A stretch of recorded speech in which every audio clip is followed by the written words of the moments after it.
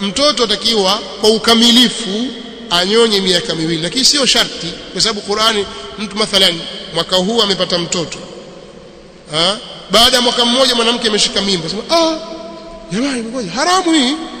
Haramu kasema nani? Nani amesema ni haramu? Yani watu wapeleka mambo Kiswahili. Sheria haipeleki Kiswahili na kienyeji. Allah subhanahu wa ta'ala amesemaje?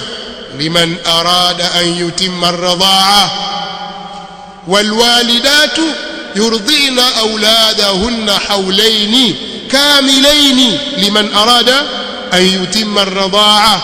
wanawake wenye kunyonyesha wataonyonyesha watoto wao kwa kipindi cha miaka miwili iliyokamilika, kwa yule ambaye anataka kukamilisha kunyonyesha. Sasa mwenye staki akishanyonya miezi 6 basi yatosha. Kwa hiyo watoto kabishana mwaka mmoja, hata sheria pia haitaki, dini haitaki. Dini ya nani?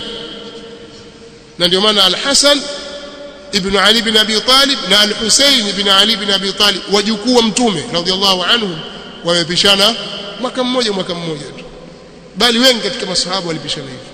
Si haramu kwamba wajua miaka 3 itakuwa vizuri. Watu wa sekula wana taabu sana hiyo.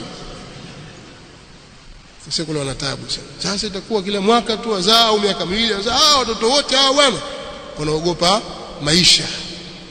Nizaeni, lakini muwalee watoto, muwatazame